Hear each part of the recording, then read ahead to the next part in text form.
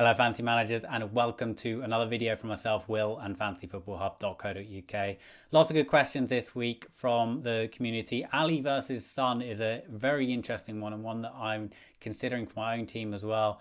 Best mid up to 7.5. I know a lot of you are trying to get rid of Mason Mount, so looking at best midfield options under that 7.5 bracket. And also a lot of people are stuck with Pope, myself included, so going to have a look at the best Pope replacements and indeed the best keeper options. Before going on to my team and my transfer thoughts ahead of the upcoming game week, let's get to it. Okay, so the first one here is Ali versus Son. Now, I think with what we need to do with this is really only look at the two games that Mourinho has been in charge, because he's changed the system, he's changed the way that Spurs play. So it is a very different looking Spurs team, and Ali certainly is playing in a slightly different position. So it's important to not look further back than that, I think. So we're going to have a look at just the last two game weeks. And this table is sorted by expected points, which effectively looks at the points the player is supposed to have scored over the last couple of game weeks, according to the expected goals and expected assists. So it really takes sort of an overview of a player's performance from an FPL point of view and what we expect them to have scored.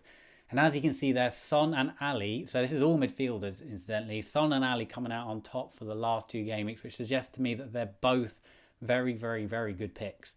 As you can see, they're both scoring slightly above expectation, but compared to the other players, Ward-Prowse, interestingly, coming in second there, so he's looked strong over the last couple of game weeks.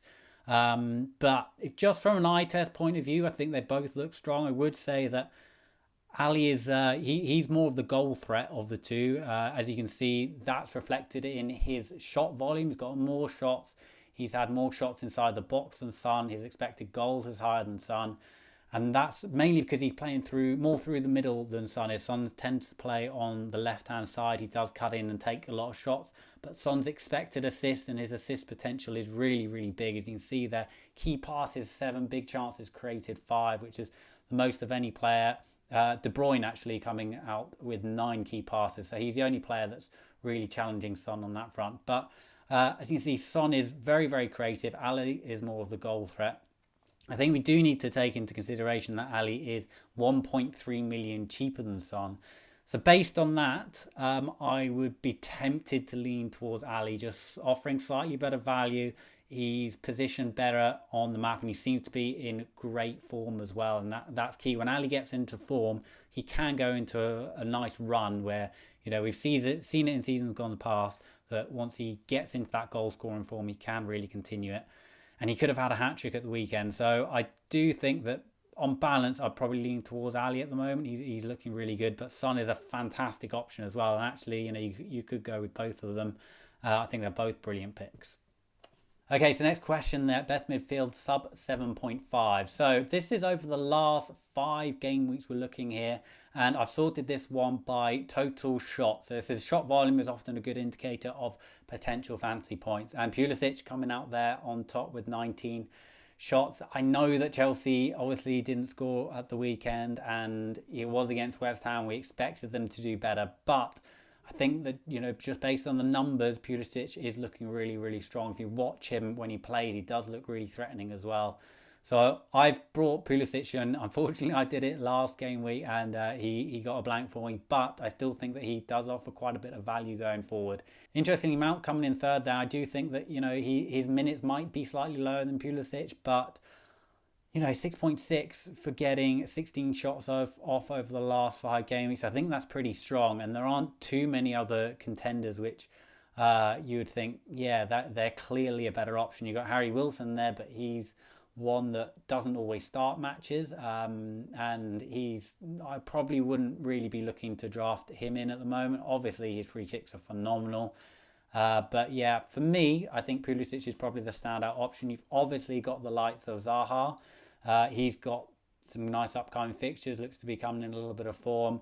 I do like Perez as well. I looked at him quite strongly and I almost went him a couple of weeks ago. And actually, I'm slightly disappointed that I didn't, because he has performed well and he's got the numbers to back it up. Leicester also still have a really nice run of fixtures. Willian is an interesting one there. He's never really delivered from a fantasy point of view. He's never really been a prolific goal scorer.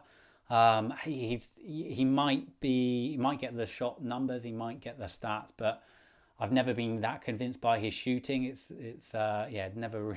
Often never finds the back of the net, which is not what you want from a fantasy asset. So for me, I went Pulisic last game week. I'm still happy with that. I know that he didn't get any points, but I still think that he's probably the pick of the bunch in that 7.5 and under bracket. Okay, one of the hub contributors here, Jossie, produces an excellent planning sheet, by the way. If you haven't already, go check that thing out. It's very, very useful.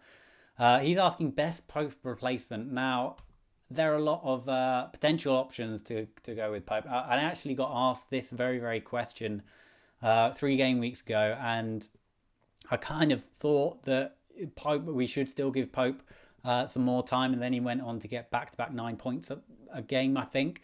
So I still think that Pope does have some merit. I know that, Burnley don't look that solid as they usually do, but he's not a bad option. You can see they expected good points for goalkeepers, and you can see he's in a very respectable 6th place there. You've got the likes of Gazaniga.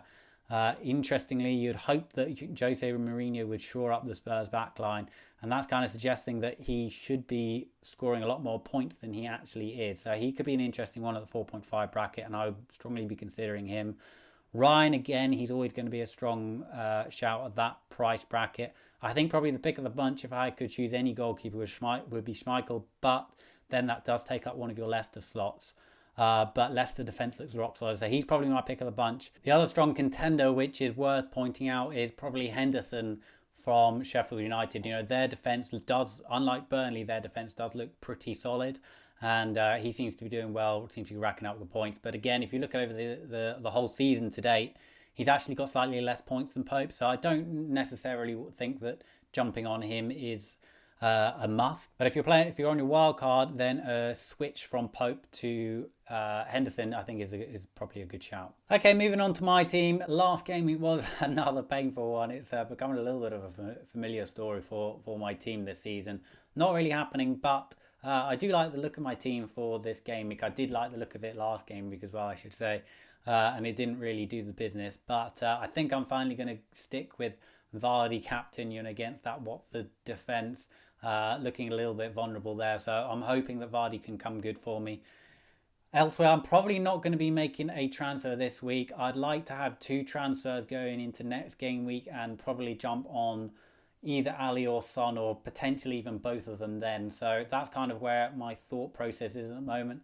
Maddison, I did bring him in, and I think he's been slightly unlucky, but he hasn't really done the business. Hopefully he can get some points against Watford, but he's one of them that I'm potentially looking at moving out. But I'm going to wait until this game week is over. And that's it from me this game week. If you did enjoy this video, please hit the like button, please hit the subscribe button and turn those notifications on. We've also got a free trial. So this is the first time that you can access Fantasy Football Hub completely free for 7 days. All you got to do is go to fantasyfootballhub.co.uk/free trial.